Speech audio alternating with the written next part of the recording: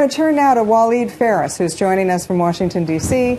He's a Fox News contributor as well. He's written a new book that we're very happy to talk about. And tell us about your new book and tell us about what's going on in Egypt today. Thank you, Katie, for having me today. My new book, obviously, its title is very timely, The Coming Revolution, Struggle for Freedom in the Middle East. I wrote it towards the end of 2009 into 2010.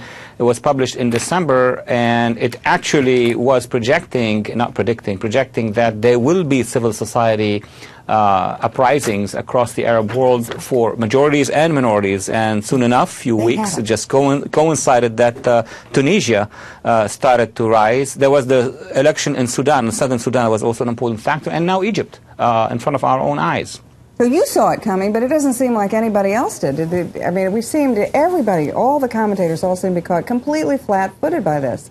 What are the ingredients that you saw that nobody else did? Well, it's reading well what the elites of the region are saying, those who are pro-jihadist, who are concerned about that, and those who are anti-jihadist or pro-democracy, following up thoroughly on the debate among the bloggers. The bloggers today are the tweeters of the region. They are telling us ahead of time what the trends will be. And Katie, you know very well that after the collapse of the Soviet Union, the Middle East, the greater Middle East, was supposed to follow through the Eastern European democracy revolt. It did not go in that direction because of the authoritarian regimes.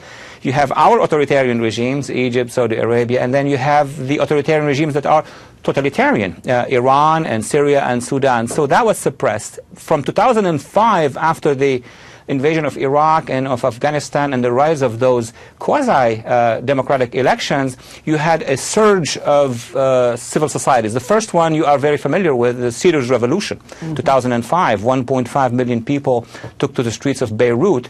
Then they were suppressed by Hezbollah. Then you had the Green Revolution in Iran, then suppressed by the Ayatollah. It's the Tunisian model that told everybody else in the region that it is possible with a vast mass to overthrow a government and call for democracy. But there is a race, a very dangerous race, I think most commentators are aware of it, between these civil society forces not so well organized and the Islamists and the jihadists who are very well organized, Katie. Tell us, Waleed Phares, author of the book, The Coming Revolution, tell us a little bit about the Muslim Brotherhood. You know, some people have come out, including Bruce Riedel, a Brookings Institution, saying, hey, the Muslim Brotherhood is just fine. We could live with the Muslim Brotherhood government in Egypt. Actually, we could live under the Muslim Brotherhood. I mean, if that is the case, of course, any regime that is authoritarian and Islamist, if you don't search for democracy, it's going to be, very fine with them. No, the Muslim Brotherhood are the mothership of a worldwide network of whom we call the Salafists, Islamic fundamentalists from Sunni background. They don't represent the majority of Sunnis, but they are the Islamists of the majority in the Muslim world. They began in the mid-1920s.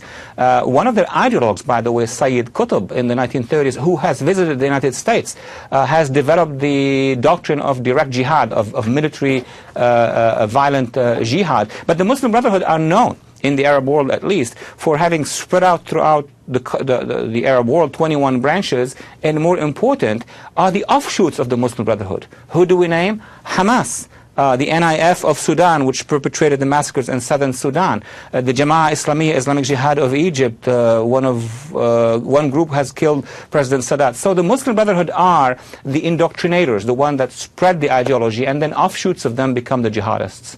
So what happens next in Egypt? Egypt now has a very interesting story, if I may share one component, Katie. It all began with bloggers. Now they have a name in Arabic, Al-Mudawwinun. The bloggers, the young Egyptian bloggers who are really liberal Democrat, not the same way we see it here, meaning for democracy in Egypt, they called for these demonstrations. They put up a Facebook site, 85,000 connections in about 2-3 days, and that was the first core that took to the streets of Cairo. When civil society, even middle-class workers, just regular people, saw that happening, they moved in.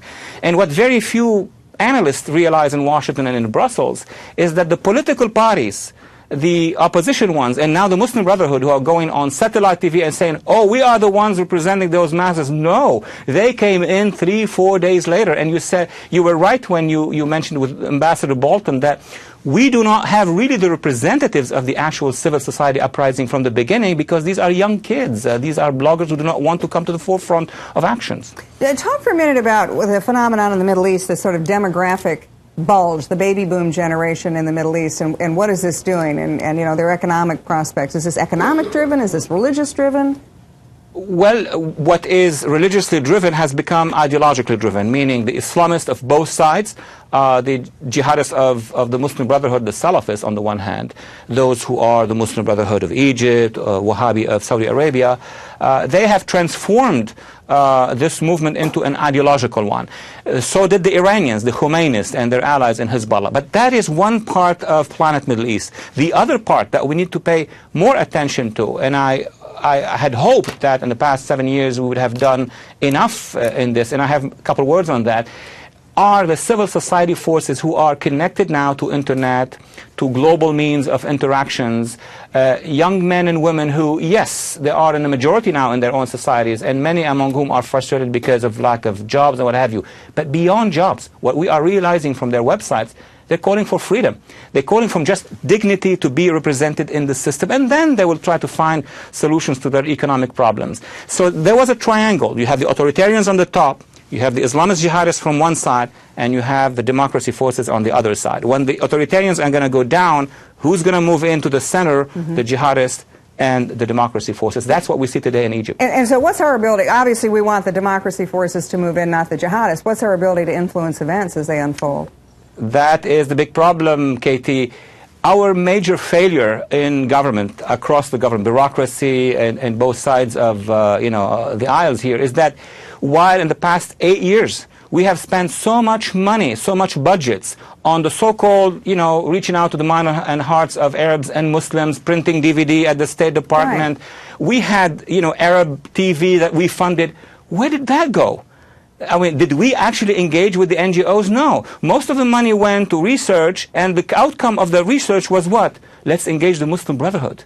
I mean, our strategic direction was completely wrong, and now we're paying the price. Now we are looking quickly to find what? Where are those NGOs? We have not engaged them. It's simple, because our elites were partially funded by the petrodollars, and the petrodollars do not want us to engage with the democracy forces. Wow, that's a pretty big indictment of the United States government. Bureaucracy, I'd say. Well, bureaucracy. Keep talking about it. Well, Dr. Walid Phares, again, I know that you've got a very busy day today. You're on a number of shows. You're promoting the new movie, Iranium, and you're also talking about the new book that's extremely timely, The Coming Revolutions. Thank you so much for giving us the time today, Dr. Walid Phares.